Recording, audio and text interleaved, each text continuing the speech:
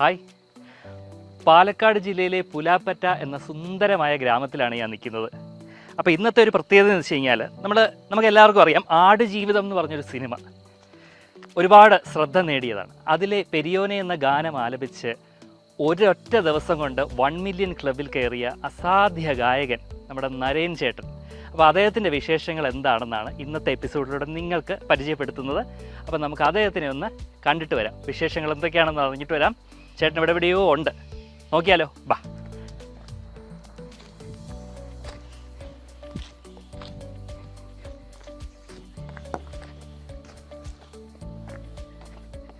ചേട്ടോ. ഹായ്, നമസ്കാരം. നമസ്കാരം. നമസ്കാരം.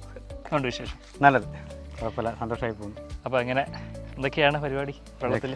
എങ്ങനെ ചേട്ടാ, ജീവിതത്തിൽ എപ്പോഴോ ഏതോ ഒരു മൊമെൻറ്റിൽ ഒന്നിരുന്ന് പാടുന്നു, അതൊന്ന് റെക്കോർഡ് ചെയ്യാമെന്ന് വിചാരിക്കുന്നു, അങ്ങനെയൊക്കെയോ ഒരു വൈറലാകുന്നു പെട്ടെന്ന്. അത് പ്രതീക്ഷിച്ചിരുന്നോ, അതോ നേരത്തെ ഇങ്ങനെ കുറേ പാട്ടുകളൊക്കെ ഇങ്ങനെ എന്താ പറയുക വൈറലായിട്ടുണ്ടോ, അതോ ഫസ്റ്റ് ടൈമാണോ? ഇത് പ്രതീക്ഷിക്കാത്തൊരു കാര്യം തന്നെയാണ്. പിന്നെ നേരത്തെ വൈറലായിട്ടുണ്ട്, 2-3 തവണ വീഡിയോ വൈറലായിട്ടുണ്ട്. അതിൽ ഏറ്റവും കൂടുതൽ ഇഞ്ചിപ്പാടത്ത് കൊറോണ കാലത്ത് പാടിയ പഞ്ചവർണ്ണക്കിളി എന്നൊരു പാട്ട് മാധ്യമങ്ങളൊക്കെ ഏറ്റെടുത്തിട്ടുള്ളൊരു കാര്യമാണ്, സോഷ്യൽ മീഡിയ ഒക്കെ. അതുകൊണ്ടാണ് കോമഡി ഉത്സവത്തിലെത്തിയത്. ഓക്കെ, കോമഡി ഉത്സവത്തിലല്ലേ. ഏതാണ് കൂടുതലൊരു നമുക്ക് ഒരു എന്താ പറയുക പ്രശസ്തി കൂട്ടി തന്നത്, ഈ ഒരു പാട്ടായിരുന്നോ അതോ കോമഡി ഉത്സവത്തിൻ്റെയൊക്കെയുള്ളൊരു വരവായിരുന്നോ? അല്ല, രണ്ടും എനിക്ക് പ്രധാനപ്പെട്ട തന്നെയാണ്. ഇത് കുറച്ചുകൂടി നന്നായെന്ന് എനിക്ക് തോന്നിയെന്ന് മാത്രം. അതായത് കുറച്ചുകൂടി ആളുകളിലേക്ക് എത്തി എന്നുള്ളൊരു തോന്നൽ. പിന്നെ മീഡിയ ഒക്കെ ശരിക്കും എൻ്റെ മുന്നിൽ വന്നിട്ട് എടുക്കുന്ന ഒരു ഇത് മാത്രമേ ഉണ്ടാവുള്ളൂ. ഇതാണ് പെരിയോനെ എന്ന ഗാനമാണ് ഇത്രയും സൗഭാഗ്യങ്ങൾ നേടിത്തന്നത്. തീർച്ചയായിട്ടും, അത് പെരിയോൻ്റെ ഒരു കൃപ. തീർച്ചയായിട്ടും. അപ്പോൾ എന്താണ് ഒരു ആൾക്കാരുടെ ഒരു റെസ്പോൺസ് എന്ന് പറയത്തില്ലേ, ഇതുവരെ വിളിക്കാത്തവരെ വിളിച്ചോ? അത് നമ്മളെ കാണാത്ത അറിയാത്ത ആളുകൾ എത്രയോ വിളിച്ചു. നമ്മുടെ സുഹൃത്തുക്കൾ ഉണ്ടാവില്ലേ? സുഹൃത്തുക്കൾ, നമ്മുടെ നാട്ടിലത്തെ സുഹൃത്തുക്കളൊന്നും അങ്ങനെ അവർക്കിതൊരു അതിശയമല്ല. സ്ഥിരമായിട്ട് നമുക്ക് പാടുന്ന ഏത് സമയത്ത് നടന്ന് പാടുന്ന ഒരാളായതുകൊണ്ട് അവർക്ക് ഇതൊരു പ്രശ്നമൊന്നുമില്ല. ഇവരെങ്ങനെങ്കിലൊക്കെ എത്തുമായിരിക്കും എന്നുള്ളൊരു തോന്നൽ അവർക്ക്. എവിടെങ്കിലും എത്തും, ആൾ രക്ഷപ്പെടും എന്നുള്ളൊരു ചിന്ത ഉണ്ട്. ആരും കളിയൊക്കെ പ്രശ്നം ഉണ്ടാക്കുക അങ്ങനെയൊന്നുമില്ല. നെഗറ്റീവായിട്ടുള്ള എക്സ്പീരിയൻസ് ഒന്നുമില്ല.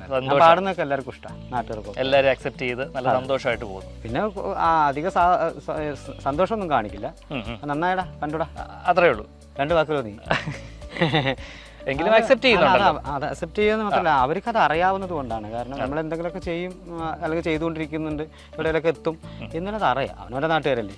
അത് അല്ലാണ്ട് നെഗറ്റീവ്സ് ഒന്നും അങ്ങനെ ഉണ്ടായിട്ടില്ല. എല്ലാവരും നല്ല സപ്പോർട്ടാണ്. കൊറോണ കാലത്ത് ഒരു പാട്ടിന്റെ കാര്യം പറഞ്ഞല്ലോ, 2 വരി പാടിയേക്കാം.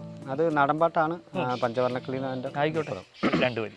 പഞ്ചവർണ്ണക്കിളിച്ചേലുള്ള പുന്നാര ചെമ്പകപ്പൂമലരേ, പഞ്ചവർണ്ണക്കിളിച്ചേലുള്ള പുന്നാര ചെമ്പകപ്പൂമലരേ, കണ്ണൊന്നടച്ചാലോ കാണും കണ്ണിനഴകുള്ളോളേ, കണ്ണൊന്നടച്ചാലോ കാണും കണ്ണിനഴകുള്ളോളേ,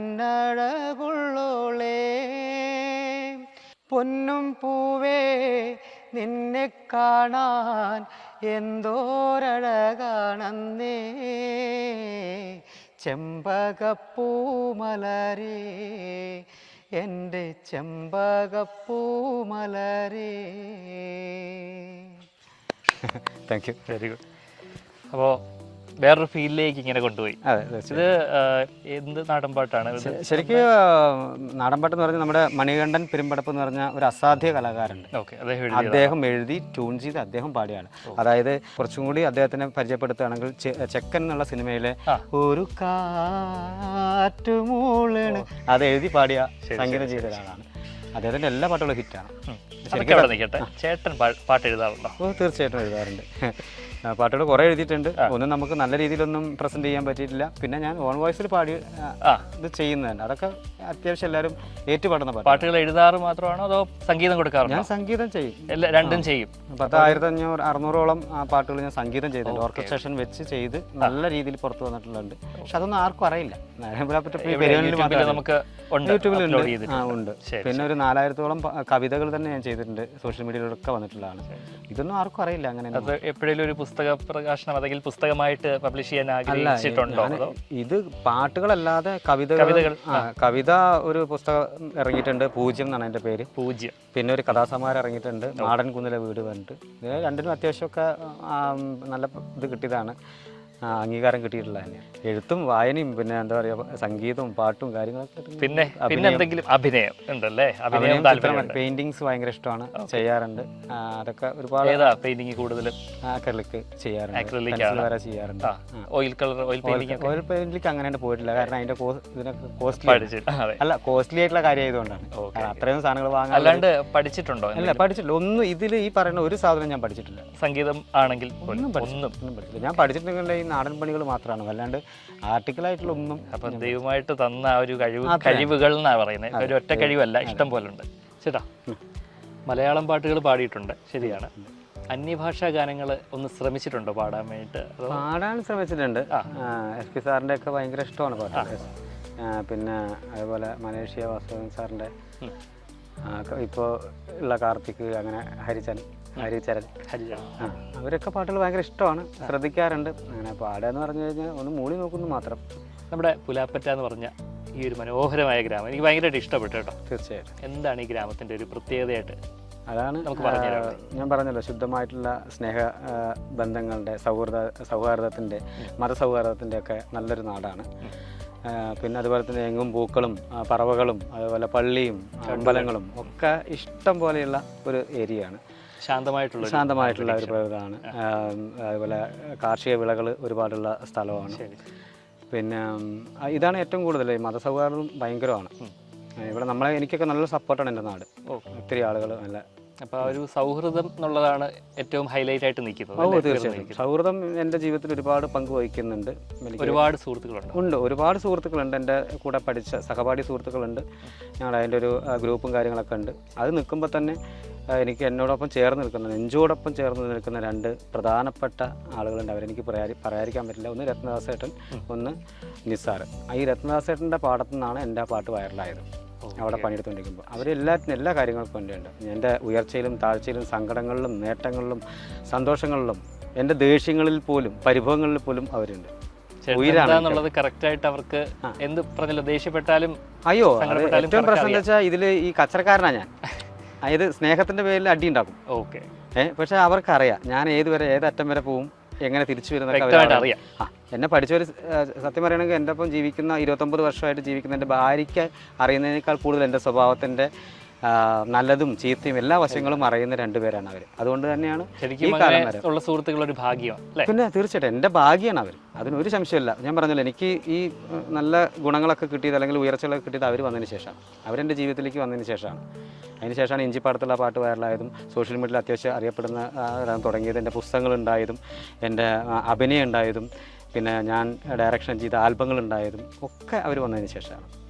ഇന്ന് പോലും അവർ എൻ്റെ ഒപ്പം വരാൻ ഒരു താല്പര്യം ഉള്ള ആളുകളായിരുന്നു. പക്ഷെ അവർക്കും ഓരോരോ പ്രശ്നങ്ങൾ കാരണം അവരെ കാര്യങ്ങൾ നോക്കണമല്ലോ. പരമാവധി ചാനലിലൊക്കെ അവർ വരാൻ എൻ്റെ കൂടെ നിൽക്കാറുണ്ട്. വലിയ സന്തോഷമുള്ള കാര്യം. അങ്ങനത്തെ ഒരു മുജ്ജന്മ സുഹൃതം, അല്ലെങ്കിൽ മുജ്ജന്മത്തിൽ ചിലപ്പോൾ സഹോദരങ്ങളായിരിക്കാം. ഇപ്പോഴും അങ്ങനെ തന്നെയല്ലേ? അല്ല, എൻ്റെ യഥാർത്ഥ സഹോദരനേക്കാൾ എനിക്ക് സഹോദരിക ബന്ധം ഏറ്റവും കൂടുതൽ അവരാണ്. രക്തബന്ധത്തിനേക്കാൾ മുകളിലുള്ളൊരു ബന്ധമുണ്ട് അവരായിട്ട്. വീട്ടുവിശേഷങ്ങളൊന്നും ചോദിച്ചില്ല. വീട്ടിലാരൊക്കെയുണ്ട്? വീട്ടിൽ അമ്മയുണ്ട്. അമ്മ പ്രായമായി, ഒരു 88 വയസ്സോളമായി. പിന്നെ വൈഫ്, 3 മക്കൾ. 2 ആൺമക്കൾ, മൂത്തത് ഒടുക്കത്തെ മോളാണ്. മോളുടെ കല്യാണം കഴിഞ്ഞ് 2 വർഷമായി. പിന്നെ മൂത്ത മോന് 26 വയസ്സായി, രണ്ടാമത്തിന് 24ആയി. മോൾക്ക് 20 വയസ്സായി. 20 വയസ്സിൽ കല്യാണം കഴിച്ചു കൊടുത്ത് 22 വയസ്സായി. ഇപ്പോൾ സഹോദരങ്ങളുടെ ഒരു ജ്യേഷ്ഠുണ്ട്, അവരെ മക്കളുണ്ട്. ഇവിടെ തന്നെയാണോ? ഉണ്ട്, നാട്ടിൽ തന്നെ. ചേച്ചി ആരെങ്കിലും വന്നിട്ടുണ്ടോ നമ്മുടെ കൂടെ? ഉണ്ട്, എൻ്റെ വൈഫുണ്ട്. ഓ തീർച്ചയായിട്ടും. ചേട്ടൻ്റെ ഇതാണ് എൻ്റെ കെട്ടിയോള് ഞങ്ങളുടെ ഭാഷയിൽ. പിന്നെ എന്താ പറയുക, 29 വർഷമായിട്ട് എൻ്റെ കൂടെ ഉണ്ട്. ആൾക്ക് 16 വയസ്സും എനിക്ക് 20 വയസ്സുള്ളപ്പോഴാണ് ഞങ്ങൾ ഒരുമിക്കുന്നത്. ചേച്ചിയുടെ പേരെന്താ? എന്താണ് ചേട്ടൻ്റെ ഈ ഒരു എന്താ പറയുക, സംഗീതത്തെ പറ്റിയും ഒക്കെ ഉള്ളൊരു അഭിപ്രായം എന്താണ്? എത്രത്തോളം പണ്ടേ പാട്ട് പാടി തരുമായിരുന്നോ? പിന്നെ സപ്പോർട്ടുകൾ കൊടുക്കുന്നത് ഇനി ഉയർന്നു വരട്ടെ മാത്രമേ. തീർച്ചയായിട്ടും. അപ്പോൾ എല്ലാ കാര്യത്തിനും പറഞ്ഞല്ലോ പൂർണ്ണ ഒരു പിന്തുണ ഉണ്ട്. ഓ തീർച്ചയായിട്ടും അല്ലേ. തീർച്ചയായിട്ടും നമ്മുടെ ഒരു വീട്ടിൽ നിന്നൊരു സപ്പോർട്ട് കിട്ടിയില്ലെങ്കിലും ഒന്നുമല്ല അല്ലേ. വൈഫും മക്കളൊക്കെ നല്ല സപ്പോർട്ടാണ്, അമ്മയൊക്കെ ഭയങ്കര സപ്പോർട്ടാണ്. ചേച്ചി പാടുവോ? ഇല്ല, അവള് പാടുപെടുന്നുണ്ട് ഞാൻ കാരണം, അതിലപ്പുറത്തേക്കൊന്നുമില്ല. മക്കളൊക്കെ അത്യാവശ്യം ഈ ഒരു വാസനയുണ്ടോ? ഓ മക്കള് 3 ആളും പാടും. പിന്നെ മൂത്ത 2 ആൺമക്കളും കൊട്ടാനൊക്കെ പോകും. ശിങ്കാരി മേളത്തിൻ്റെ ഒക്കെ ആളുകളാണ്. അവര് ട്രെൻഡിനനുസരിച്ച് നീങ്ങുന്ന ആളുകളാണ്. നമ്മളാണ് ഇപ്പോഴും ആ പഴയ ഇതിൽ ചട്ടക്കൂടിൽ നിൽക്കുന്നത്. അതിന്റെ ഒരു ബേസ് അവിടെ ഉണ്ടല്ലോ, അതുകൊണ്ടാണല്ലോ തീർച്ചയായിട്ടും അങ്ങോട്ടേക്ക്. മോക്ക് അങ്ങനെ ഒരു ഏതാ കൂടുതലും സംഗീതമാണോ അതോ മോൾക്ക് പാട്ടാണ് ഏറ്റവും അവൾക്ക് ഇഷ്ടം. വരപ്പ്? വര രണ്ടാമത്തെ നന്നായി വരയ്ക്കും. അങ്ങനെ കുറച്ച് കണ്ണിന് കാഴ്ച കുറവുള്ള ഒരാളാണ്. ഹോട്ടൽ മാനേജ്മെന്റ് പഠിച്ചാണ്, പക്ഷെ അതിനൊന്നും പോകാൻ പറ്റാതെ ഇരിക്കുന്നൊരു സമയമാണ് ഇപ്പോൾ. അപ്പോൾ എന്നാലും കുട്ടനൊക്കെ പോകും. അതിന് ഇനി എത്ര പോകണ്ടെന്ന് പറഞ്ഞാലും അതിന് പോകും. പൂരപ്പറമ്പൂക്കൂടെ രണ്ടും തൂക്കി കിടക്കാൻ നമ്മുടെ ഒരു കഴിവെന്ന് പറയുന്നത് നമ്മളെ അങ്ങനെ നയിക്കുമല്ലേ അല്ലേ. അതല്ല, ജോലിക്ക് പോകുമ്പോൾ കണ്ണിന് അലർജിയും, കുട്ടിന് പോകുമ്പോൾ പൊടി ഒരു കുഴപ്പമില്ല. അതാ കലയിനോടുള്ള വാസന ഇഷ്ടമാണ്. ദൈവിക ഒരു പറഞ്ഞല്ലോ, ദൈവികത തന്നെയാണ്, അത് അനുഗ്രഹമാണ്. തീർച്ചയായിട്ടും കിട്ടിയതുപോലെ തന്നെ മക്കൾക്കും അങ്ങനെ കിട്ടി പിന്തുടർന്നുകൊണ്ടിരിക്കുന്നു അല്ലേ, പോയിക്കൊണ്ടേയിരിക്കുന്നു സന്തോഷമായിട്ട്. അപ്പൊ ചേച്ചി, ചേട്ടൻ പാടി കേൾക്കണം എന്നാഗ്രഹിക്കുന്ന ഒരു പാട്ട് ഉണ്ടാവില്ലേ? ഒന്ന് റിക്വസ്റ്റ് ചെയ്ത് ഒന്ന് പാടാൻ പറ. ഏകദേശം പാടാന്നല്ല, അങ്ങനെ നിനക്ക് ഇഷ്ടമുള്ള പാട്ട്. ഞാൻ പാടിയിട്ടുള്ള ഏതെങ്കിലും നാടൻ പാട്ടോ കാര്യങ്ങളോ? ഒരു കാറ്റ് മൂന്ന്. നാടൻ പാട്ട് നമ്മുടെ എന്താ പെരുമ്പടപ്പ് മണികണ്ഠേട്ടൻ പാടിയ സംഗീതം ചെയ്തിട്ടുള്ള സെക്കൻഡിലെ ഒരു പാട്ടാണ്. ഒരു കാറ്റ് മൂളണ്, ഒരു പാട്ടിനീണം കേൾക്കണ്, എൻ കാതിൽ വന്ന് കഥ ചൊല്ലണ്, എൻ്റെ കാട്ടുചോലക്കിളിയേ. കനവാകും കടൽ നീന്തി കര കാണാതൊരു നാളും മഴമുകിലായി ഞാൻ പാടാം എൻ്റെ ഓലഞ്ഞാലിക്കിളിയേ. ഒരു കാറ്റ് മൂളണ്, ഒരു പാട്ടിൻ നീണം കേൾക്കണ്, എൻ കാതിൽ വന്ന് കഥ ചൊല്ലണ്, എൻ്റെ കാട്ടുചോലക്കിളിയേ. Thank you. അസാധ്യം. ഇഷ്ടമായല്ലോ? അത്രേ ഉള്ളൂ, എനിക്കും ഇഷ്ടമായി. സന്തോഷം. ജീവിതത്തിൽ എത്രമാത്രം പാട്ട് എന്നൊരു കാര്യത്തിന് ഒരു പങ്ക്, എത്രത്തോളം പ്രാധാന്യമാണ് നമ്മുടെ ജീവിതത്തിൽ? അല്ല, പാട്ട് എൻ്റെ ശ്വാസമാണ്. അതിലപ്പുറത്തേക്കൊന്നും ഞാൻ പറയല്ല. ഞാൻ നേരത്തെ എഴുതിയിട്ടുണ്ട്, പാടിയിട്ടുണ്ട്. ചങ്കിൽ പാട്ടുള്ള കാലം എൻ്റെ ചുണ്ടിൽ പുഞ്ചിരി കാണാം. പാട്ടില്ലാതെ ആയാൽ സത്യം പറഞ്ഞാൽ ഞാൻ മരിച്ചതിന് തുല്യം തന്നെയാണ്. അത് വളരെ കുട്ടിക്കാലം മുതൽ തന്നെ മൂളി നടക്കാൻ പറ്റുന്ന കാലം തൊട്ട്. അതായത് എൻ്റെ അമ്മ നന്നായി പാടും, ഏട്ടൻ നന്നായി പാടും. അപ്പോൾ അമ്മയുടെ താരാട്ട് പാട്ട് കേട്ടിട്ടാണ് ഞാൻ വളർന്നു. ഒന്ന് അത് കഴിഞ്ഞ് എനിക്ക് ഏട്ടനും കൂടി ആയിട്ട് 9 വയസ്സിന് വ്യത്യാസമുണ്ട്. അപ്പോൾ ആളിനെക്കാളും പ്രായം ഉണ്ടായതുകൊണ്ട് ആൾ പാടുന്നത് എന്തായാലും ഞാൻ കേൾക്കും എന്നുള്ള സത്യം തന്നെയല്ലേ. ആ കുട്ടിക്കാലത്ത് തന്നെ ഏട്ടൻ നന്നായി പാടുന്ന ഒരാളാണ്. പിന്നീട് ആളൊരു യുവാവൊക്കെ ആയതിനു ശേഷം ഇപ്പോഴും കണ്ടിന്യൂ ചെയ്യുന്നുണ്ടോ? അത് പാടും, പക്ഷേ അങ്ങനെ പൊതുവേദിയിലൊന്നും വന്നിട്ടില്ല, സോഷ്യൽ മീഡിയയിൽ വന്നിട്ടില്ല. പക്ഷേ ഈ അടുത്ത കാലത്ത് മൂപ്പര് വേദികളിൽ കയറാൻ തുടങ്ങി. അദ്ദേഹത്തിൻ്റെ മകൻ്റെ ഒരു ട്രൂപ്പ് വഴി ഇങ്ങനെ കയറാൻ തുടങ്ങി. എനിക്ക് ട്രൂപ്പ് ഉണ്ടായിരുന്നു, എൻ്റെ കൂടെ ഉണ്ടായിരുന്നതാണ്. അപ്പോൾ അവർ സ്വന്തമായിട്ട് വേറെ ട്രൂപ്പ് തുടങ്ങിയപ്പോൾ അതിൻ്റെ കൂടെ പോകുന്നുണ്ട്. ഏട്ടൻ നല്ല അസാധ്യ ഗായകനായിരുന്നു. സത്യം പറയുകയാണെങ്കിൽ ആ ഒരു ഇതൊക്കെയാണ് നമുക്ക് കിട്ടിയത്. ഒരു പാട്ടിന്റെ അന്തരീക്ഷത്തിൽ വളർന്നു വന്നു. അതെ, പാട്ടിന്റെ അന്തരീക്ഷത്തിൽ ജനിച്ചു വളർന്നു. ഇപ്പോൾ എനിക്കായിട്ടൊരു കുടുംബം ഉണ്ടായേക്കുമ്പോൾ അതും പാട്ടിലൂടെ, മോളെ കല്യാണം കഴിച്ചിടത്തും അതൊരു പാട്ട് കുടുംബമാണ്. ഞങ്ങൾ മൊത്തത്തിലൊരു പാട്ട് ഫാമിലി തന്നെയാണ്. വലിയൊരു അനുഗ്രഹമല്ലേ? തീർച്ചയായിട്ടും വലിയൊരു സന്തോഷമാണ്. ആ ഒരു കാര്യത്തിൽ വളരെ തൃപ്തനാണ്, സന്തോഷവാനാണ് എല്ലാ കാര്യത്തിലും. ആ ഒരു കാര്യത്തിൽ പ്രത്യേകിച്ച്. അപ്പോൾ സങ്കടത്തിലും സന്തോഷത്തിലും എപ്പോഴും ഒരു സാക്ഷിയായിട്ട് നമ്മുടെ സംഗീതം ഉള്ളിലുണ്ട്. ദൈവം തന്നെ നമുക്ക് ഏച്ചുകൂട്ടി ഉണ്ടാക്കിയതല്ലല്ലോ, അത് ഈശ്വരൻ തന്ന ഒരു ഇതാണ്, പാരമ്പര്യമായിട്ട് കിട്ടിയതാണ്. അതിൻ്റെ ഒപ്പം തെറ്റില്ലാത്തൊരു ശബ്ദം കൂടി ദൈവം തന്നു. പാട്ടുകളുടെ മനസ്സ് മാത്രമല്ല, ആ ശബ്ദം കൂടി ചേരുമ്പോഴാണല്ലോ അത്. അപ്പം അതൊക്കെ എൻ്റെ മാതാപിതാക്കളോട് നന്ദി, എൻ്റെ ദൈവങ്ങളോട് നന്ദി, എന്നെ ഇഷ്ടപ്പെടുന്നവരോട് നന്ദി. അത് നിലനിർത്താൻ കഴിയുന്നത്. പറഞ്ഞല്ലോ പാട്ട് എഴുതുന്നു എന്ന് പറഞ്ഞല്ലോ. അപ്പോൾ നമുക്ക് ഈ വരികൾ എത്ര സ്പോട്ടിൽ എത്ര സമയം എടുക്കുമായിരിക്കും നോർമൽ രീതിയിൽ? ഒരു സ്പോട്ടിൽ ഉണ്ടാക്കുവാണോ അതോ? സ്പോട്ടിലാണ്. അതായത് എനിക്കൊരു ട്യൂൺ കിട്ടും, മനസ്സിൽ ട്യൂൺ കിട്ടും, അല്ലെങ്കിൽ 2 വരി കിട്ടും. പിന്നെ എങ്ങനെ അതിന്റെ ഒരു പ്രിപ്പറേഷൻ, അതിന്റെ ഒരു പ്രോസസ്സ് എങ്ങനെയായിരിക്കും? പാട്ട് എഴുതാനായിട്ട് ഇതുവരെ ഇരുന്നിട്ടില്ല. കാരണം പാട്ട് തനിയെ വരുന്ന ഒരു കാര്യമാണ്. ഞാനിപ്പോൾ ഓരോരുത്തർ പറയും പ്രസവവേദന എടുത്തു എന്നൊക്കെ പാട്ട് എഴുതാൻ എഴുത്തുകൾക്ക് ഭയങ്കര റിസ്ക് എടുത്തു എന്ന് പറഞ്ഞാൽ എനിക്ക് അങ്ങനെയൊന്നും തോന്നിയിട്ടില്ല. കാരണം എനിക്ക് അധികം അറിവോ പഠിപ്പുകളൊന്നുമില്ല. എൻ്റെ ജീവിതമാണ് എൻ്റെ പഠിപ്പ്, എൻ്റെ ജീവിതമാണ് എൻ്റെ അനുഭവം. അതിലെനിക്ക് ഒരുപാട് എഴുതാനുണ്ട്, എഴുതി തീർന്നിട്ടില്ല. അതുള്ളപ്പോൾ പിന്നെ എനിക്ക് വേറെ ഒന്നും തേടിച്ചേരേണ്ട ആവശ്യമില്ല. ഞാൻ ഒരു ബേസിക്കലായിട്ടൊരു സാധനം എടുത്തിട്ടല്ല ചെയ്യാറുള്ളത്. പക്ഷേ എൻ്റെ എപ്പോഴും കവിതകളിലായിക്കോട്ടെ നാടൻ പാട്ടുകളിലായിക്കോട്ടെ പ്രണയം, മരണം അതെപ്പോഴും എൻ്റെ കൂടെയുള്ളൊരു കൂടുതൽ വിരഹം, ഈ ഒരു സാധനം കൂടുതൽ തീമായിട്ട് വരാറുള്ളൂ. അല്ലാതെ മറ്റുള്ള ഉഗാണ്ടയിലുള്ള കാര്യങ്ങളൊന്നും എനിക്ക് എഴുതാൻ കഴിയില്ല. എനിക്ക് അതിനുള്ള വിവരമുള്ളൂ. അപ്പോൾ ഞാൻ ചിലപ്പോൾ അങ്ങനെ യാത്ര ചെയ്തുകൊണ്ടിരിക്കുന്ന ബൈക്ക് ഒറ്റയ്ക്ക് യാത്ര ചെയ്തുകൊണ്ടിരിക്കുമ്പോഴോ അല്ലെങ്കിൽ ചിലപ്പോൾ വർക്ക് ചെയ്തുകൊണ്ടിരിക്കുമ്പോഴൊക്കെ ആയിരിക്കാം വരികൾ വരിക. ഞാൻ അപ്പം തന്നെ ഒന്നുമില്ലെങ്കിൽ വാട്സപ്പിൽ പാടിയിടും. ഇപ്പോൾ മുന്നേന്ന് പറഞ്ഞാൽ പേപ്പറും പേനയും കയ്യിൽ വെച്ചിട്ടുണ്ടാവും. അപ്പോൾ തന്നെ ചിലപ്പോൾ 2 വരി ഉണ്ടാവുള്ളൂ. ആ 2 വരി എഴുതും. പിന്നീട് വീട്ടിൽ പോകുമ്പോൾ അതിനായിട്ട് അങ്ങനെ ഒന്ന് ഇത് നോക്കും. പിന്നെ ഓട്ടോമാറ്റിക്കലി വരും. ഒരു ട്യൂൺ ആദ്യം സെറ്റ് ചെയ്ത് വെക്കും, മനസ്സിൽ ട്യൂൺ ചെയ്ത്. ഒരു 4 പേരുടെ ട്യൂൺ എൻ്റെ മനസ്സിൽ എപ്പോഴും ഒരു പല്ലവിയുടെ ഒരു അതായിരിക്കും എൻ്റെ മനസ്സിലുണ്ടാവും. അതിനെ പിന്നെ ഡെവലപ്പ് ചെയ്തെടുക്കും. അത്രേ ഉള്ളൂ. അതിനും ഇരിക്കാറൊന്നുമില്ല. അധികം ഒരു സെക്കൻഡ് കൊണ്ട് വരുന്നതാണ്. അതൊക്കെ ഈശ്വരൻ്റെ ഒരു വരം, അല്ലാണ്ട് അതിലപ്പുറത്തേക്കൊന്നും പറയാനില്ല. കൂടുതലും അതിന്റെ കുറച്ച് കവർ സോങ്സോ ആൽബംസോ ഒക്കെ ഇറക്കി എന്ന് പറഞ്ഞില്ലേ? ആൽബങ്ങളൊക്കെ ഇറക്കിയത് കൂടുതലും പുറത്തുള്ള ആളുകളുടെ പാട്ടുകളാണ്. കാരണം എൻ്റെ പാട്ടുകൾ ചെയ്യാൻ അതിനുള്ള പ്രൊഡ്യൂസറോ അല്ലെങ്കിൽ എനിക്കോ അത് സാധിക്കില്ല. അതിൻ്റെ ഒരു അത്രയൊന്നും പൈസ എടുത്ത് ചെയ്യാൻ കഴിയില്ല. മറിച്ച് മറ്റുള്ളവർ നമ്മളെ ഏൽപ്പിക്കുമ്പോൾ അവരുടെ എല്ലാ കാര്യങ്ങളും അവരാണ്. അവരുടെ വരികൾ, അവരുടെ പണം, അവരുടെ സപ്പോർട്ടിങ്.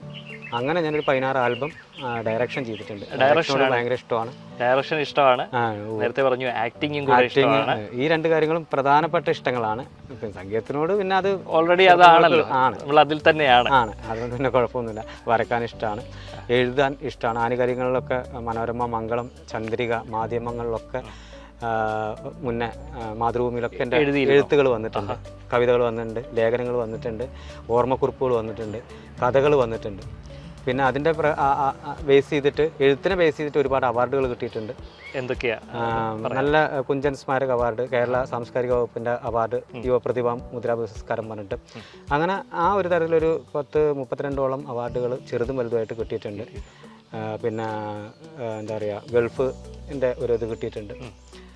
ഒരു സ്മാരക അവാർഡ് തന്നെയാണത്.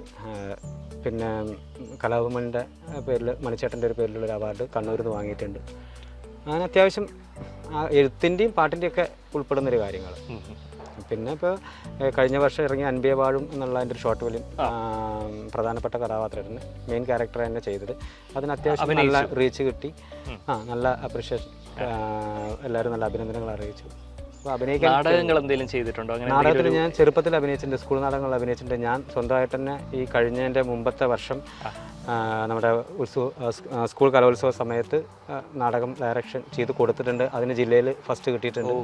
അതൊക്കെ ഒരു നടന്നു പോയ സംഭവങ്ങളാണ്. നാടകത്തിനോട് ഇഷ്ടമാണ്. പിന്നെ ഈ പറഞ്ഞ ചിത്രരചന, ചിത്രം വരയ്ക്കും. എൻ്റെ സോഷ്യൽ മീഡിയയിലൊക്കെ മറ്റേ ഫേസ്ബുക്കിലൊക്കെ ഞാനത് അപ്ലോഡ് ചെയ്യാറുണ്ട്. നല്ല ഒരു ഇതൊക്കെ പെൻസിൽ ഡ്രോയിങ് ചെയ്യും, പെയിന്റിങ് അക്രലിക്കായിട്ട് ആണ് കൂടുതൽ താല്പര്യം. മറ്റതൊന്നും ഞാൻ അങ്ങനെ ചെയ്തില്ല. ഓയിൽ പെയിന്റ്സ് ഒന്നും അതിൻ്റെ വിലയുടെ ഒക്കെ നോക്കുമ്പോൾ നമുക്കത് അതിലേക്കാണ്ട് എത്താൻ കഴിയില്ല. പിന്നെ പഠിച്ചിട്ടില്ല ഒന്നും. കോമൺ ആയിട്ട് പറയുകയാണെങ്കിൽ ഏതും പഠിക്കാത്തത് കൊണ്ട് നമുക്ക് അങ്ങനെ ഒരു ഫ്രീഡം ഉണ്ടല്ലോ, അല്ലെങ്കിൽ ഒരു ചട്ടക്കൂട്ടിൽ നിന്നുകൊണ്ട് ഇങ്ങനെ എനിക്കിഷ്ടമുള്ള എന്തും ചെയ്യാൻ പറ്റുന്നല്ലാതെ ഒരു അക്കാദമിക് തലത്തിലുള്ള ഒരു സാധനം നമുക്കറിയില്ല. വേഴ്സറ്റൈൽ ജീനിയസ് എന്നൊക്കെ വേണമെങ്കിൽ അതായത് എല്ലാം വളരെ ഫ്ലെക്സിബിൾ ആണ്, എന്തും ചെയ്യാം, ഒരുപാട് കഴിവുകളുള്ളൊരു വ്യക്തി. എൻ്റെ അനുഭവം എന്താ വെച്ചാൽ, എൻ്റെ സ്വഭാവം എന്താ വെച്ചാൽ, ആരെങ്കിലും എന്തെങ്കിലും പറഞ്ഞു കഴിഞ്ഞാൽ ഇതൊന്നും ചെയ്യില്ല എന്ന് ഞാൻ ഒരിക്കലും പറയില്ല. അത് പണികളായിക്കോട്ടെ, ഇനി എന്ത് കാര്യങ്ങളായിക്കോട്ടെ. കാരണം എനിക്കെന്താ വെച്ചാൽ അത് ഞാൻ ചെയ്യില്ല എന്ന് പറഞ്ഞു കഴിഞ്ഞാൽ എനിക്ക് അതിനോട് അടുക്കാൻ പറ്റില്ല. ഈ എന്താ പറയുക, കൺസ്ട്രക്ഷൻ വർക്കിൽ പോലും ഞാൻ അറിയാത്ത സമയമുണ്ട്. പക്ഷെ എന്നിട്ടും എനിക്ക് അറിയില്ല എന്ന് പറഞ്ഞില്ല. നമുക്ക് ചെയ്ത് നോക്കാം, അല്ലെങ്കിൽ അറ്റംപ്റ്റ് ചെയ്യാം എന്നുള്ളൊരു എക്സ്പെരിമെന്റ് ചെയ്യാൻ, അല്ലെങ്കിൽ ഒന്ന് പരീക്ഷിച്ച് നോക്കാനുള്ള ഒരു മനസ്സ്. നമുക്ക് ചെയ്യാന്ന് പറഞ്ഞാലും ചെയ്യാൻ തുടങ്ങിയാലല്ലേ നമുക്ക് പഠിക്കാൻ പറ്റും. ഇപ്പോഴും പഠിച്ചുകൊണ്ടിരിക്കുക അതിന്റെ മേഖലകളൊക്കെ, ഓരോ കാര്യങ്ങളും പഠിച്ചുകൊണ്ടിരിക്കുക. ഓരോ കാര്യങ്ങൾ ചെയ്യുമ്പോഴല്ലേ അതിന്റെ എന്തൊക്കെയാണ് കുറവുകളും അല്ലെങ്കിൽ കുറ്റങ്ങളും എന്തൊക്കെയാണെന്ന് പറഞ്ഞ് മുന്നോട്ട് നീങ്ങാൻ പറ്റുള്ളൂ. പിന്നെ എന്താ വെച്ചാൽ സമാധാനം ഏത് തൊട്ടാലും അത് മോശക്കാരല്ല, അത് ദൈവത്തിന്റെ ഒരു വരമാണ്. ദൈവം ശരിക്കും അതിലാണ് എന്നെ അനുഗ്രഹിച്ചിരിക്കുന്നത്. എന്തായാലും ഇതുവരെ സംസാരിച്ചതിൽ നിന്നും നല്ലൊരു ദൈവവിശ്വാസിയാണെന്ന് മനസ്സിലായി. ഈ ഒരു ക്ഷേത്ര പരിസരത്ത് ഇരിക്കുമ്പോൾ എത്രമാത്രം ഒരു പറഞ്ഞ ആത്മബന്ധം ഈ ഒരു ക്ഷേത്രവുമായിട്ട് നമുക്കറിയാം. വരുന്ന ഒരാൾ തന്നെയാണ്, എങ്കിലും വേറെന്തൊക്കെയോ അനുഭവങ്ങൾ ഉണ്ടാവില്ലേ? ചെറുപ്പകാലം മുതൽ തന്നെ ഈ അമ്പലമായിട്ട് ഒരു ബന്ധമുണ്ട്. പിന്നെ ഈ അടുത്ത കാലത്താണ് ഈ ഒരു പ്രശസ്തിയിലേക്ക് വന്നത് നമ്മുടെ ഈ ക്ഷേത്രം. മോക്ഷത്ത് പുലാപ്പറ്റ മോക്ഷത്ത് മഹാദേവ ക്ഷേത്രമാണ്. ഓക്കെ. ഇവിടെ വരുന്ന ഭക്തർക്കൊക്കെ ശരിക്കും ഭഗവാന്റെ ഒരു അനുഭവം അല്ലെങ്കിൽ അദ്ദേഹത്തിൻ്റെ ഒരു അനുഗ്രഹം കിട്ടിയിട്ടുണ്ടെന്നുള്ളത് ഉറപ്പാണ്. കാരണം വന്നവർ തന്നെ വീണ്ടും വീണ്ടും വന്നുകൊണ്ടിരിക്കുന്നൊരു സ്ഥലമാണ്. എന്നെ സംബന്ധിച്ച് എനിക്ക് ഒരുപാട് അനുഭവങ്ങളുണ്ട്. കാരണം എൻ്റെ മോളുടെ വിവാഹ സമയം, അതുപോലെ ഞാൻ ആക്സിഡൻ്റായി വീണ് കിടക്കുന്ന സമയം, പിന്നെ അല്ലാതെ മാനസികമായിട്ട് കുടുംബ പ്രശ്നങ്ങളും സാമ്പത്തിക പ്രശ്നങ്ങളും ഒക്കെ വരുന്ന സമയത്ത് പലപ്പോഴും ഞാൻ ഇവിടെ വന്ന് കരയാറുണ്ട്, സങ്കടപ്പെടാറുണ്ട്. ഇപ്പം ഞാൻ പറയുകയാണെങ്കിൽ ഏറ്റവും ഒരു അത്ഭുതം മറ്റുള്ളതൊക്കെ നമുക്ക് മാറ്റി വയ്ക്കാം. ഈ ഒരു പാട്ട് പെരിയോനെ എന്ന പാട്ട് ചെയ്യുന്ന ദിവസം അതിൻ്റെ മുന്നേയൊക്കെ കുറേ മാനസികമായിട്ടുള്ള സങ്കടങ്ങൾ പ്രശ്നങ്ങളൊക്കെ ഉണ്ടായിരുന്നു. അപ്പോൾ അന്ന് പണി മാറ്റി ഉച്ച സമയത്ത് ഇവിടെ രാവിലെ ഇവിടെ വന്നു. നമ്മുടെ സുഹൃത്തിൻ്റെ വീട്ടിലുള്ള പായസം കൊണ്ടുകൊടുക്കാൻ വേണ്ടി ഇവിടെ അയ്യപ്പന് നേദ്യം പറഞ്ഞിട്ടുണ്ടായിരുന്നു, പായസം പറഞ്ഞിട്ടുണ്ടായിരുന്നു. അത് വാങ്ങിക്കൊടുക്കാൻ വേണ്ടിയിട്ട് വന്നതാണ്. ഞാൻ പറഞ്ഞല്ലോ രത്നദാസേട്ടൻ, അദ്ദേഹത്തിൻ്റെ വീട്ടിലേക്കാണ്. അന്ന് ഇവിടെ വന്ന ദിവസം ഞാൻ ഒരുപാട് വിഷമങ്ങൾ ഉള്ളിൽ വെച്ചിട്ടാണ് വന്നത്. ഇവിടെ വന്നപ്പോൾ ശരിക്കും ഭഗവാനെ കൊണ്ട് നേരി കുറേ ആയിട്ട് ഇങ്ങോട്ട് വരുന്നില്ല. പല കാരണങ്ങളായി മുടങ്ങിപ്പോകും. ഇങ്ങോട്ട് വരണമെന്ന് ആഗ്രഹിക്കുമ്പോൾ പോലും പറ്റുന്നില്ല. കാരണം ഒന്നാമത് പുലാപ്പറ്റ വിട്ടിട്ട് പുറത്ത് കോയമ്പത്തൂർ വയനാടൊക്കെ ആയിട്ട് പണിയായിട്ട് നടക്കുന്ന സമയമാണ്. മറ്റിവിടെ നാട്ടിൽ പണിയില്ലാത്ത ദിവസങ്ങളിൽ എല്ലാ ദിവസവും ഞാൻ ഇവിടെ വന്ന് തൊഴുതു പോകാറില്ല. അപ്പം അന്ന് ഇവിടെ വന്ന് എനിക്കെന്തോ വല്ലാത്ത സങ്കടങ്ങളും പ്രശ്നങ്ങളും ഉണ്ടായിരുന്നു. അതെല്ലാം ഞാനിവിടെ കിരാതമൂർത്തിയാണ് ഇതിൻ്റെ ഉള്ളിൽ ഇരിക്കുന്നത്. ക്ഷേത്രത്തിൻ്റെ ഉള്ളിൽ പ്രധാന പ്രതിഷ്ഠ കിരാതമൂർത്തി, അപ്പുറത്ത് ശിവനും പാർവതി ഉള്ള പ്രതിഷ്ഠ, പിന്നെ പുറത്ത് ഏറ്റവും നാഗങ്ങളുണ്ട്. അതിൻ്റെ തൊട്ടടുത്ത് തന്നെ വേട്ടേക്കര സ്വാമിയുണ്ട്. അപ്പോൾ എനിക്ക് കിരാതമൂർത്തിയും വേട്ടേക്കരനും ഭയങ്കര ഒരു ഇഷ്ടമാണ്, സപ്പോർട്ടിങ് ആണ്. ശിവൻ തന്നെ രണ്ടും. ഓക്കെ. ശിവൻ്റെ മറ്റൊരു രൂപമാണ് വേട്ടേക്കര. അപ്പോൾ അങ്ങനെ അന്ന് ഇവിടെ വന്ന് കുറേ പറഞ്ഞു, എന്തിനാണ് എന്നെ ഇങ്ങനെ പരീക്ഷിക്കുന്നത്, എനിക്ക് ശരിക്കും ഒന്ന് പൊട്ടിക്കരയാൻ ആഗ്രഹിക്കുന്നുണ്ട്, അതിന് പോലും പറ്റുന്നില്ലല്ലോ എന്ന് ഭഗവാനോട് സങ്കടം പറഞ്ഞു. ഇങ്ങനെ എന്നെ വിടാനാണോ താല്പര്യം, എനിക്ക് ഇങ്ങോട്ട് വരാൻ പോലും ഇപ്പോൾ പറ്റുന്നില്ല, അതിനൊരു മനസ്സ് കിട്ടുന്നില്ല, അതിനൊരു അവസരം കിട്ടുന്നില്ല, ഞാനിവിടെ നിന്ന് അകന്നു പോയിക്കൊണ്ടിരിക്കുകയാണ്. എനിക്കിവിടെ നിൽക്കുമ്പോൾ സമാധാനവും സന്തോഷമൊക്കെ ഉണ്ടായിരുന്നു. പക്ഷേ ഇപ്പോൾ ഞാനിവിടെ നിന്ന് അകന്നു പോയിക്കൊണ്ടിരിക്കുകയാണ്, എന്നെ എന്തിനാ അങ്ങനെ അകത്തി ഇവിടുന്ന് ഭഗവാനുമായിട്ട് ശരിക്കും പൊട്ടിക്കരഞ്ഞു രണ്ടോടത്തും പോയിട്ട്. വേട്ടേക്കറിൻ്റെ മുന്നിൽ, ഇവിടെ ഭഗവാന്റെ മുന്നിൽ ഒന്ന് ഉയർത്തി തന്നോടെ, എന്തൊക്കെ ചെയ്യുന്നു, എന്നിട്ട് ഒരു ഇതില്ലല്ലോ, ഈ കടങ്ങളും പ്രശ്നങ്ങളും മാത്രമേ ഉള്ളൂ എനിക്ക്, അതിൻ്റെ പേരിലുണ്ടാകുന്ന മറ്റുള്ള വീട്ടിലുള്ള പ്രശ്നങ്ങളൊക്കെ കൂടി എനിക്ക് സഹിക്കാൻ വയ്യാതെയായി, ചിലപ്പോൾ ഞാൻ ഇങ്ങനെ വിട്ട് കഴിഞ്ഞാൽ ഞാൻ എൻ്റെ ജീവൻ കളയുന്നൊക്കെ പറഞ്ഞ് ശരിക്കും കരഞ്ഞ് പറഞ്ഞു.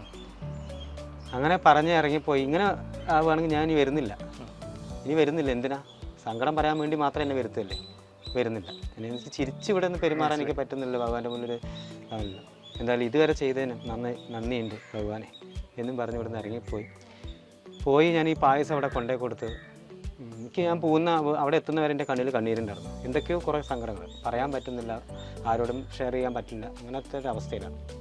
എന്തായാലും ആ പായസമൊക്കെ അവിടെ കൊണ്ടേ കൊടുത്ത് വന്ന് പിറ്റേ ദിവസം അവിടെ പണി തുടങ്ങേണ്ടതാണ്. അപ്പം അന്ന് അതിനുള്ള സാധനങ്ങളെല്ലാം അവിടെ അടിച്ചു വെച്ച് ഉച്ച നേരത്ത് ഈ വേവും ചൂടും ഉള്ളിലെ സങ്കടങ്ങളും വേർപ്പും ഒക്കെ കൂടിയായിട്ട് വരുന്ന സമയത്ത് വീട്ടിൽ എൻ്റെ മോളിനെ ഹോസ്പിറ്റലിലേക്ക് കൊണ്ടുപോയിരിക്കാറുണ്ട്.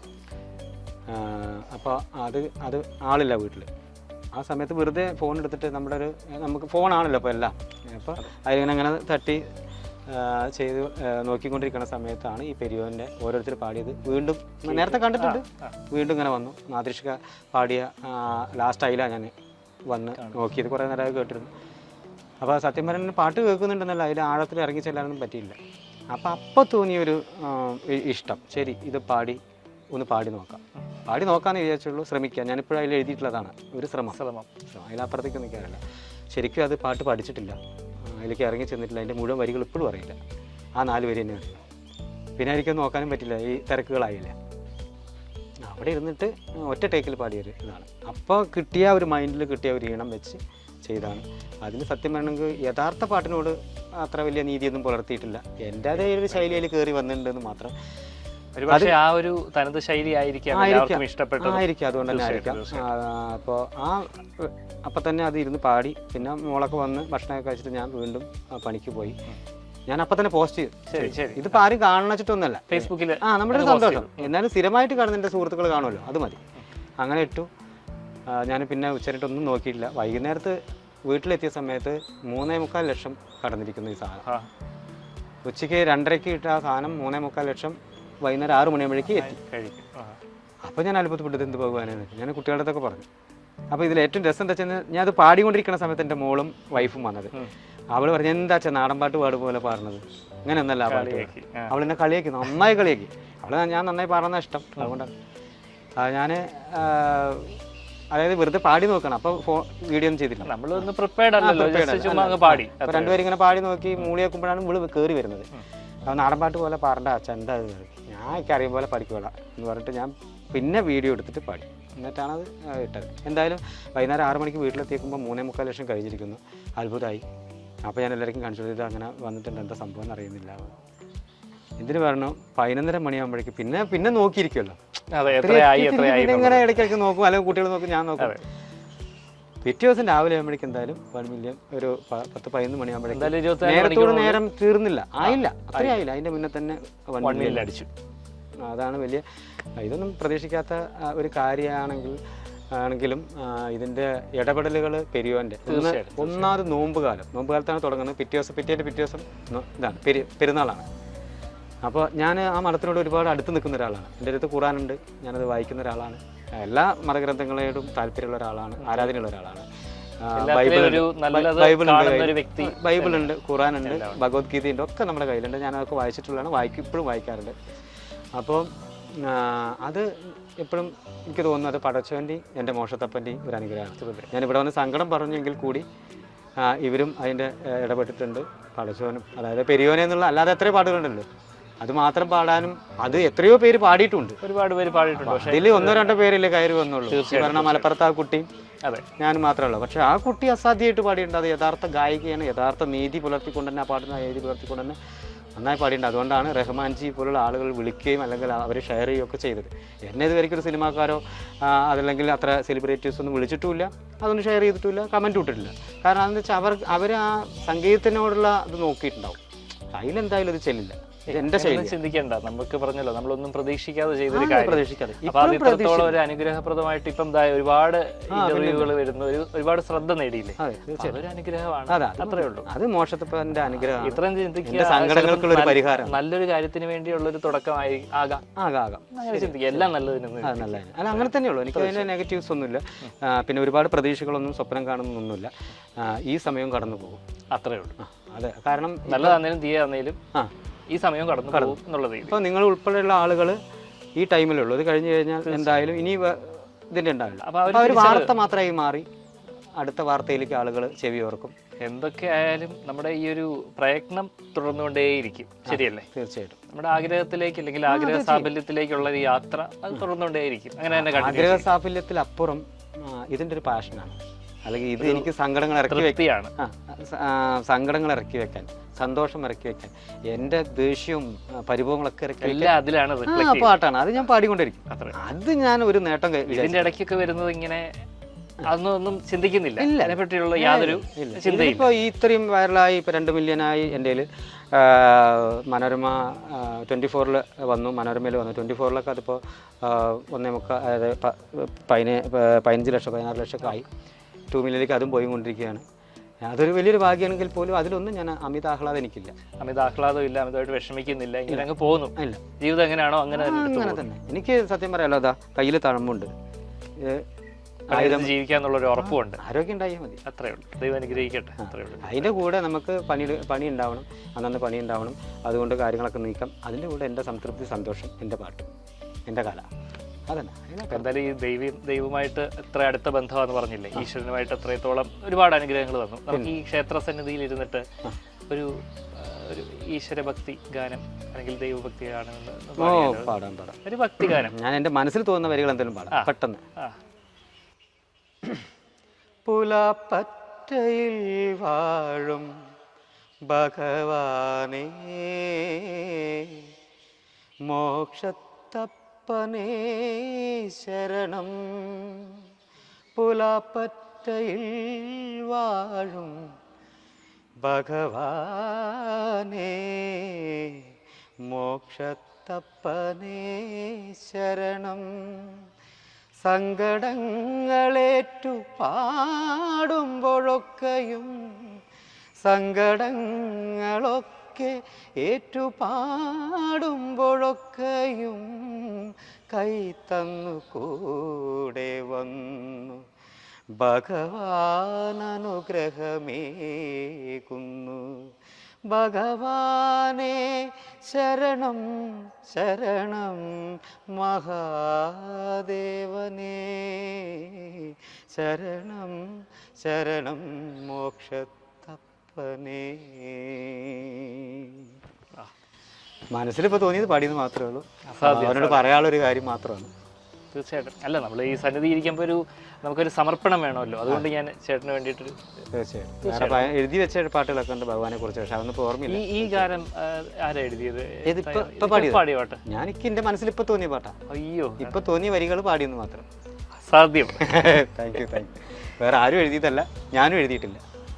ഇപ്പം അതാ ഞാൻ പറഞ്ഞു, എനിക്ക് മനസ്സിൽ തോന്നുന്ന വരികൾ പാടാമെന്ന് ഞാൻ പറയാൻ കാരണം അതാണ്. അതുകൊണ്ട് അതിന് ബേസിക്കലി സംഗീതം ഒന്നും കൊടുത്തിട്ടില്ല, വരികൾ എഴുതിയിട്ടില്ല. ഇപ്പൊ തോന്നി, അതും ഭഗവാന്റെ അനുഗ്രഹം. അതൊരു തീർച്ചയായിട്ടും അത് സ്പോട്ടിൽ.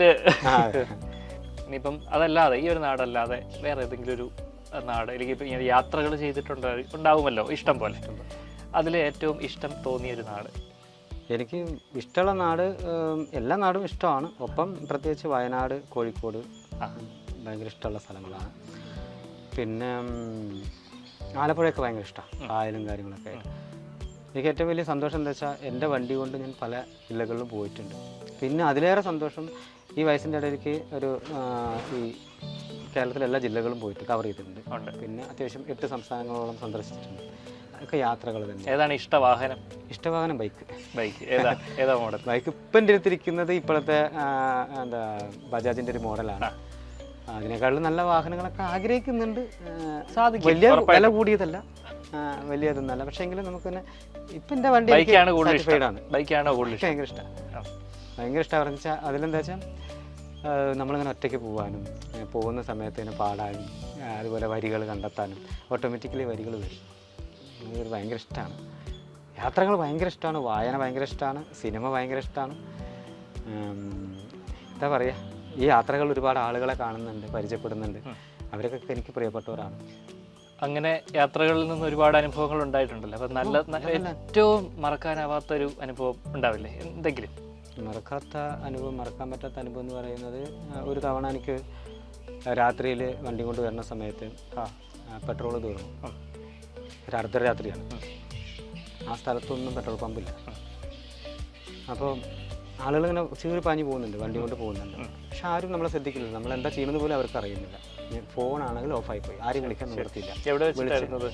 അത് കോഴിക്കോട് നിന്ന് വരുന്ന സമയത്താണ്, ഭാഗത്തു നിന്നാണ്. വിളിക്കാൻ ആരെയും പറ്റില്ല, കാരണം വിളിച്ചാലും ഇവിടെയുള്ള ആളുകൾക്ക് അവർക്ക് അവിടെ എത്താൻ പറ്റില്ല.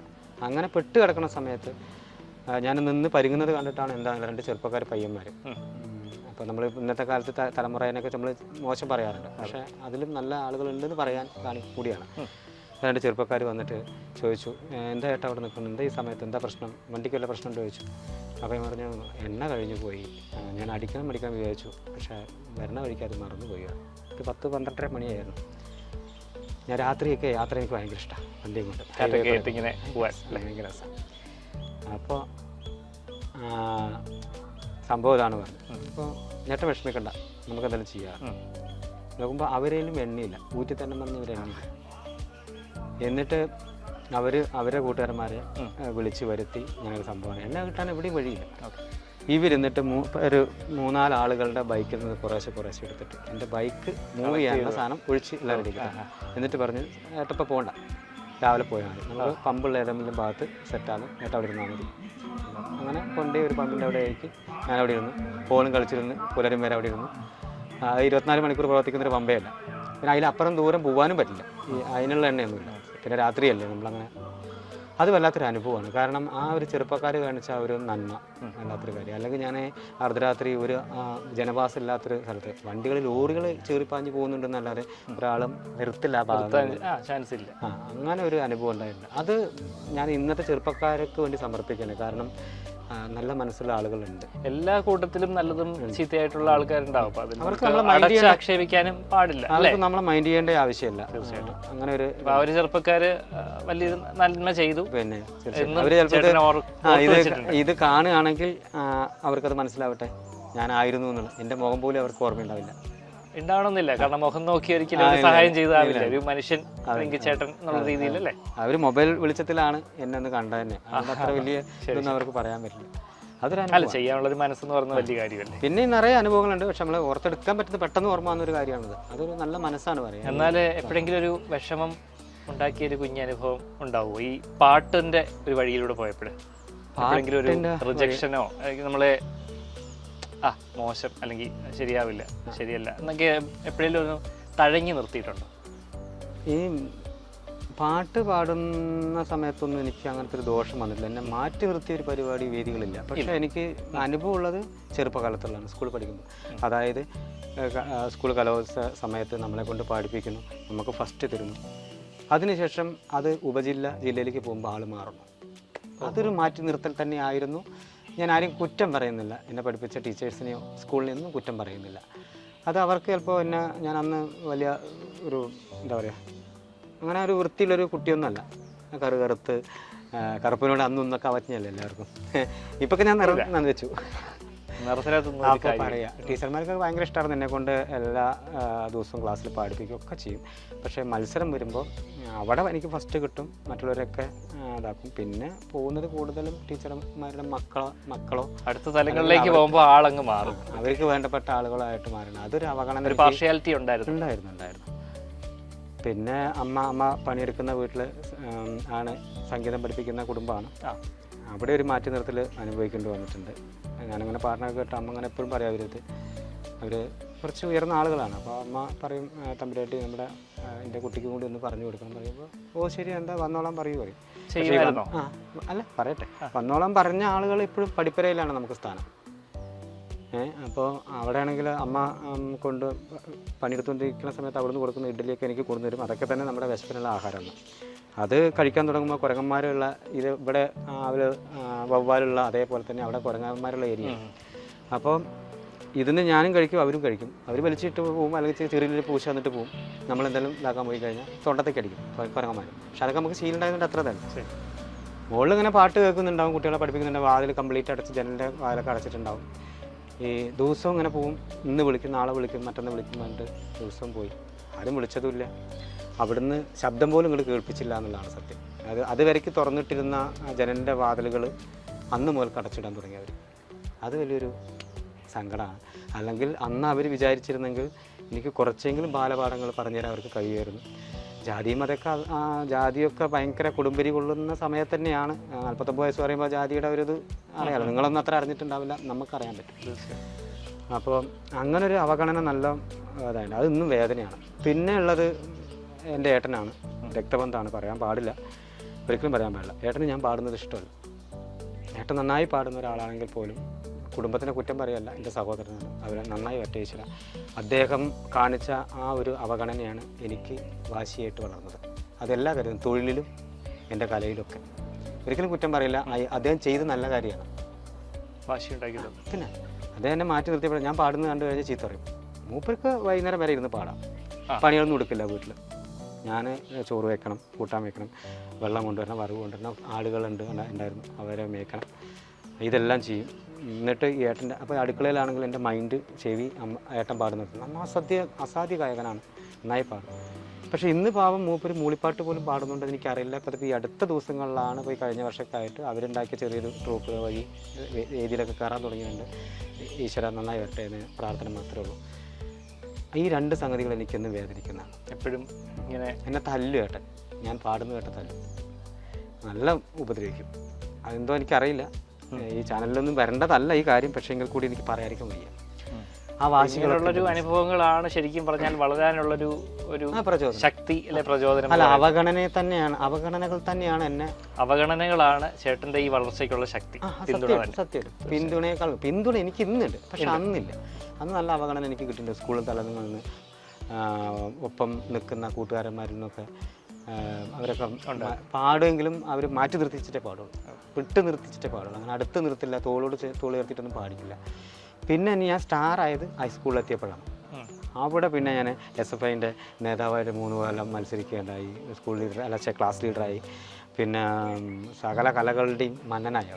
പാട്ട്, എഴുത്ത്, അഭിനയം, പിന്നെ സ്പോർട്സ് ഐറ്റംസ് കംപ്ലീറ്റ് എല്ലാവരും സമ്മാനങ്ങൾ വാങ്ങിയിട്ടുണ്ട് എന്നുള്ളതാണ്. എൻ്റെ കൂടെ പഠിച്ചവരൊക്കെ ഇന്നും അഭിമാനത്തോടു കൂടി അത് ഇപ്പോഴൊക്കെ പറയാൻ തുടങ്ങിയിട്ടുണ്ട്. ഇപ്പോഴാണ്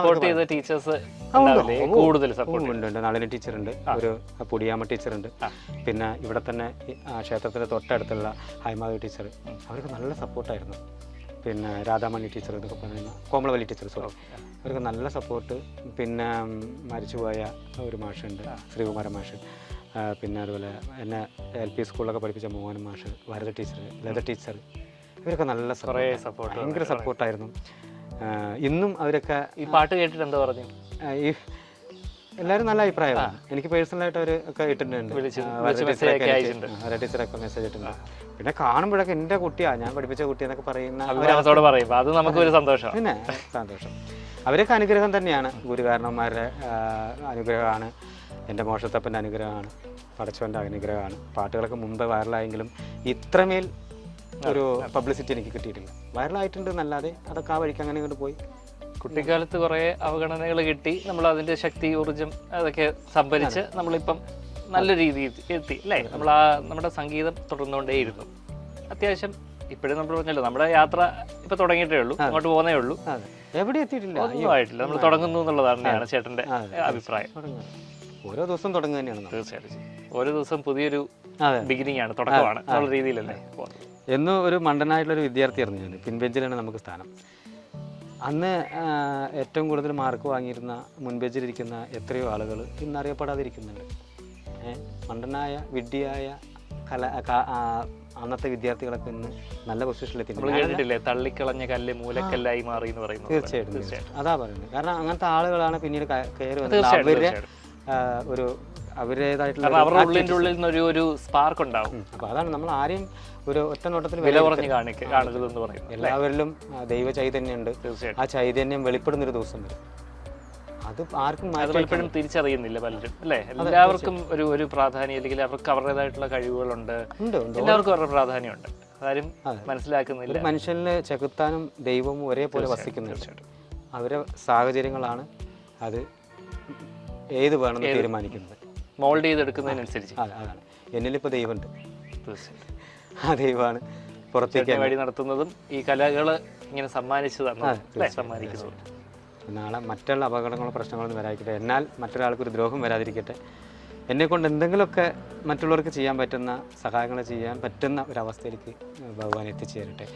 ഒന്നുമില്ലെങ്കിൽ നല്ല വാക്കുകൊണ്ട്, നല്ല പ്രവൃത്തി കൊണ്ട്, നല്ലൊരു സഹായം കൊണ്ടൊക്കെ മറ്റുള്ളവർക്ക് ഒരു ഉപകാരപ്പെടുന്നൊരു മനുഷ്യനായിട്ട് മാറുന്നതാണ് എൻ്റെ ഏറ്റവും വലിയ ആഗ്രഹം. അല്ലാണ്ട് ഞാൻ വലിയൊരാളായി മാറണം, അതുകൊണ്ട് പൊങ്ങച്ചം കാണിക്കണമെന്നൊന്നുമില്ല. ചെറിയ ആളായി നിന്നുകൊണ്ട് തന്നെ വലിയ വലിയ കാര്യങ്ങൾ ചെയ്യാൻ പറ്റുന്ന ഒരവസ്ഥയിലേക്ക് ഭഗവാൻ എത്തിച്ചേരും. അത് മോക്ഷത്തപ്പനോടുള്ള എൻ്റെ പ്രാർത്ഥനയാണ്. വെറുതെയൊക്കെ ഇരിക്കുമ്പോഴേ കൂടുതലും സ്വന്തമായിട്ട് പാടി, അല്ലെങ്കിൽ പറഞ്ഞില്ലേ എപ്പോഴും പാടിക്കൊണ്ടേ ഇരിക്കാൻ ആഗ്രഹിക്കുന്ന ഏതെങ്കിലും ഒരു പാട്ട് കാണത്തില്ലേ?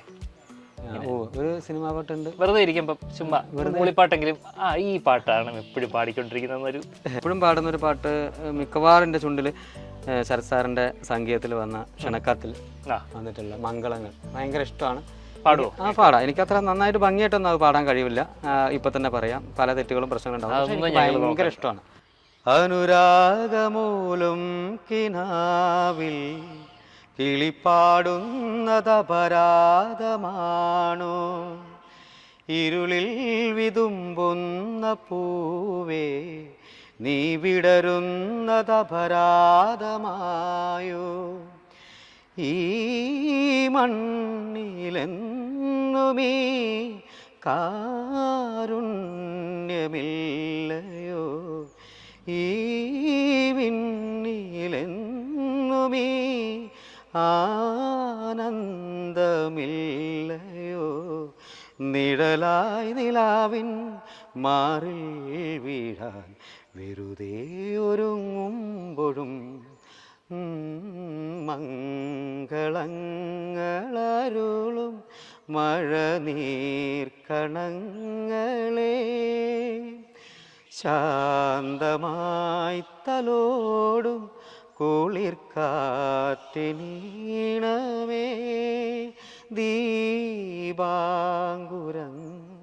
തൻ സ്നേഹാർദ്രനൊമ്പരം കാണാൻ മറന്നു പോയോ മംഗളങ്ങളരുളും മഴനീർ കണങ്ങളെ. Thank you. എന്തായാലും പെരിയോനെ എന്ന് പറയുന്ന ഒരു ഗാനം വൈറലായി. തീർച്ചയായിട്ടും. അതിൻ്റെ പിന്നാലെ കുറേ പ്രൊജക്റ്റുകൾ ഒക്കെ വന്നോ? എന്തെങ്കിലും ഒരു കുറച്ച് പേരൊക്കെ അങ്ങനെ ആൽബം ചെയ്യണം, മാഷിനെ കൊണ്ടൊന്ന് പാടിപ്പിക്കണം എന്ന് ആഗ്രഹമുണ്ട്, വരികൾ അയച്ചു തരാം, ട്യൂൺ ചെയ്തിട്ട് മാഷിനെ പാടിയാൽ മതി പറഞ്ഞിട്ട് കുറച്ച് ആളുകളൊക്കെ വന്നിട്ടുണ്ട്.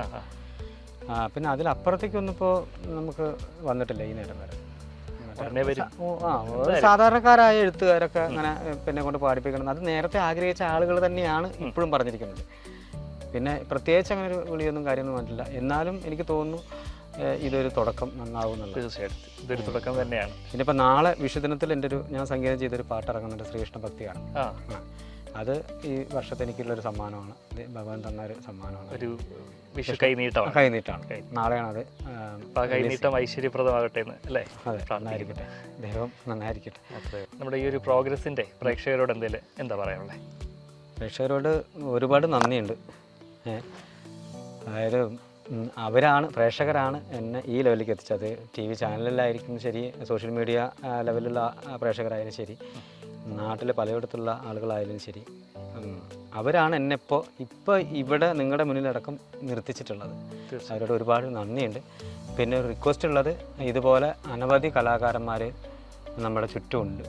നമ്മളെക്കൊണ്ട് കഴിയുന്ന ഒരു പ്രോത്സാഹനം കൊടുത്തിട്ട് അവർക്കൊരു ഇടമുണ്ടാക്കി കൊടുക്കണം എന്നൊരു അഭ്യർത്ഥന. കാരണം നമ്മുടെ പ്രത്യേകിച്ച് നാട്ടുകാരനോടാണ്, എല്ലാ നാട്ടുകാരനോടും അവനവൻ്റെ നാട്ടിലൊരു ആളുണ്ടെങ്കിൽ അവരൊരു കഴിവ് പ്രകടിപ്പിക്കുന്നുണ്ടെങ്കിൽ തീർത്തും അവരെ നെഗറ്റീവ്സ് പറഞ്ഞ് പിന്തിരിപ്പിക്കാതെ അവർ നന്നാക്കിയെടുക്കുക, അല്ലെങ്കിൽ അവരെ കൈപിടിച്ച് ഉയർത്താനുള്ള വേദികൾ ഉണ്ടാക്കി കൊടുക്കുക. അവർ നന്നായി വരട്ടെ. അത് നമ്മുടെ നാടിൻ്റെ ഒരു അഭിമാനമാണ്. ഒരാൾ ഒരു നാട്ടിൽ നിന്ന് ഉയരുമ്പോൾ ആ നാടിനാണ് അഭിമാനം, അല്ലേ? അത് മനസ്സിലാക്കിയിട്ട് അവരത് പെരുമാറിയിരുന്നെങ്കിൽ, അല്ലെങ്കിൽ പെരുമാറുകയാണെങ്കിൽ നമ്മുടെ നാടിൻ്റെ പെരുമ ഉയരും. അതിനൊരു സംശയമൊന്നുമില്ല. അതിലുള്ള ആളുകളും ശ്രദ്ധിക്കപ്പെടും. തീർച്ചയായിട്ടും. അപ്പോൾ ഒരു ഏത് കലാകാരനാണെങ്കിലും നമ്മൾ കണ്ടെത്തുകയാണെങ്കിൽ, അല്ലെങ്കിൽ നമ്മുടെ മുന്നിലുണ്ടെങ്കിൽ അവർക്കൊരു പ്ലാറ്റ്ഫോം ഉണ്ടാക്കി കൊടുക്കാം. ഇതൊന്നും ഇല്ലെങ്കിലും നല്ല വാക്കുകൊണ്ട് തന്നെ സപ്പോർട്ട് ചെയ്ത് നിൽക്കാൻ ശ്രമിക്കും. ഒന്നും ചെയ്യേണ്ട, ഒരു വാക്കുകൊണ്ടെങ്കിലും ഒരു പ്രോത്സാഹനം നന്നായിരിക്കുന്നു. തെറ്റുകളും കുറ്റങ്ങളും പറഞ്ഞു കൊടുക്കണം. പക്ഷെ അത് ഒരിക്കലും അവർ തീർത്തും നിന്ന് ഒഴിവായി പോകാൻ വേണ്ടിയിട്ടാവരുത്. പ്രോത്സാഹിപ്പിക്കുക. പ്രോത്സാഹനത്തിൻ്റെ ഒപ്പം അവർക്ക് വല്ല തെറ്റുകൾ അറിവുള്ളവർക്ക് പറഞ്ഞു കൊടുക്കുക. അത് ഇങ്ങനെ ചെയ്താൽ ശരിയാവും കേട്ടോ, അങ്ങനെ ചെയ്യണം കേട്ടോ. വളരെ സ്നേഹത്തോടെ നന്മയോടുകൂടി അവരടുത്ത് പെരുമാറുമ്പോൾ ആ കലാകാരൻ നാളേക്ക് നമ്മുടെ നാട്ടിലേക്ക് എന്തെങ്കിലുമൊക്കെ കൊണ്ടുവരാനുള്ള ആളായിരിക്കാം. തീർച്ചയായിട്ടും. അല്ലേ? ഇപ്പോൾ ഈ വന്ന അഭിനയ രംഗത്തൊക്കെ വന്ന എത്രയോ ആളുണ്ട്, മമ്മൂട്ടി സാറടക്കം, മമ്മൂക്ക, മോഹൻലാലൊക്കെ. അവരൊക്കെ അവരുടെ നാടിൻ്റെ ഒരു നിധിയാണ്. നമ്മുടെ മൊത്തം ലോകത്തിൻ്റെ, നമ്മുടെ കേരളത്തിൽ അല്ലെങ്കിൽ ഇന്ത്യയിലൊക്കെ ആണെങ്കിൽ പോലും അവർ ജനിച്ചു വളർന്ന മണ്ണിനൊരു പ്രത്യേകത, അവരുടെ ഒരു നാടിൻ്റെ സ്വകാര്യ അഹങ്കാരം തന്നെ പറയാം, അല്ലേ? അവരൊക്കെ ശ്രദ്ധേയ ആയതിനു ശേഷമാണ് ഇവരൊക്കെ അറിയുന്നത് പോലും ഉണ്ടാകുന്നത്. അങ്ങനെയല്ല, അതിൻ്റെ മുന്നേ തന്നെ അറിയട്ടെ. 10 നാട് അറിഞ്ഞതിന് ശേഷം ഒരിക്കലും സ്വന്തം നാട് അറിയരുത്. സ്വന്തം നാട്ടിൽ നിന്ന് വേണം ഒരു കലാകാരൻ 10 നാട്ടിലേക്ക് ഉയർന്നു പോകാനും നല്ല രീതിയിൽ എത്തപ്പെടാനും. അപ്പോൾ പ്രോത്സാഹിപ്പിക്കുക. അവർ ചെറിയ കുട്ടിയാണെങ്കിലും വലിയൊരാളായാലും എത്രയാണെങ്കിലും അവർക്കൊരു നല്ല അംഗീകരിക്കപ്പെടേണ്ട കലയാണ് അവരുടെ കയ്യിലെങ്കിൽ അത് പ്രോത്സാഹിപ്പിച്ചു കൊടുക്കണം. അത് മാത്രം ഒരു റിക്വസ്റ്റ് ഉണ്ട് എല്ലാവരും. എന്തായാലും തൽക്കാലം നമുക്ക് നമ്മുടെ ഈ ഒരു ഇന്റർവ്യൂ ഇവിടെ വൈൻഡപ്പ് ചെയ്യാം. തീർച്ചയായിട്ടും. ഒരുപാട് സന്തോഷം. ഇത്രയും ദൂരത്തുനിന്ന് നമ്മളെ ഈ ഒരു ഇന്റർവ്യൂ ചെയ്യാൻ എത്തിയതിൽ എനിക്ക് നന്ദി നിങ്ങളോടുണ്ട്, ഒപ്പം ദൈവത്തിനോടുണ്ട്, മഹാദേവനുണ്ട്. എന്തായാലും തൽക്കാലം നമുക്ക് നമ്മുടെ പ്രേക്ഷകരോട് ടാറ്റ പറയാം. ബൈ.